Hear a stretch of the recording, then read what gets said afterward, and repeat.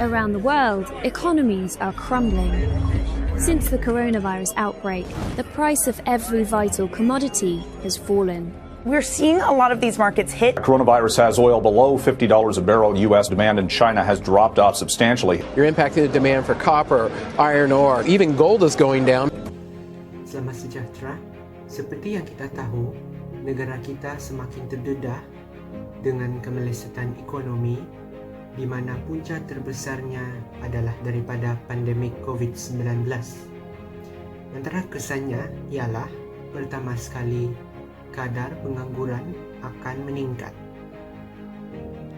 Menurut Jabatan Perangkaan Malaysia, kadar pengangguran di negara kita pada bulan Mei lalu berada pada tahap 5.3%, iaitu 826,000 penganggur yang direkodkan. Ini merupakan kadar tertinggi sejak 27 tahun lalu.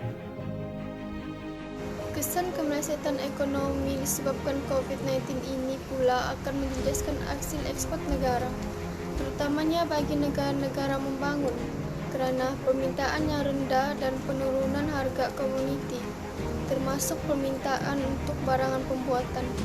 Ianya juga akan menjejaskan pembentukan dan pembesaran perniagaan, kerana pandemik ini menular. Baiklah, bagi kesan yang ketiga pula, situasi yang dihadapi oleh perusahaan perniagaan amatlah mencabar pada waktu ini. Menurut Jabatan Perangkaan, cabaran utama yang dihadapi oleh kebanyakan usahawan untuk membayar gaji adalah sebanyak 77%, kekurangan pelanggan adalah sebanyak 66%, manakala membayar sewa premis adalah sebanyak 61%, dan masalah aliran tunai adalah sebanyak 36%. Hal ini demikian kerana negara masih lagi berada dalam perintah kawalan pergerakan. Ini orang ramai tidak dibenarkan sama sekali untuk keluar dari rumah tanpa sebarang tujuan yang penting untuk membendung dan memutuskan rangkaian jangkitan bagi virus COVID-19. Ini menyebabkan urusan jual beli adalah semakin minima dan hanya untuk perkara yang asas sahaja seperti bahan makanan dan bil-bil yang penting seperti bil api dan bil air. Urusan perniagaan secara ekspor dan import juga menunjukkan penurunan yang sangat ketara jika dibandingkan dengan tahun sebelumnya. Kadar kemiskinan di Malaysia meningkat disebabkan kehilangan pekerjaan tetap. Ternyata, ramai yang kehilangan pekerjaan tetap kerana disebabkan oleh kemelesetan ekonomi yang berpunca daripada pandemik COVID-19 ini.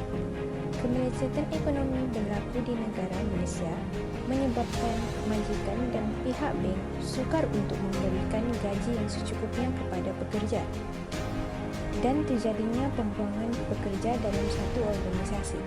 Selain itu, kadar kemiskinan ini akan meningkat secara mendadak jika tidak ditangani dengan sempurna oleh pemimpin.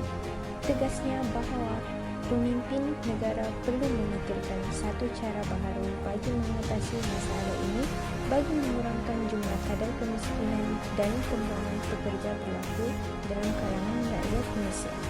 Assalamualaikum warahmatullahi wabarakatuh. Nama saya Siti Nurhayati Bilkil yang mengambil jurusan dalam Diploma Pengurusan.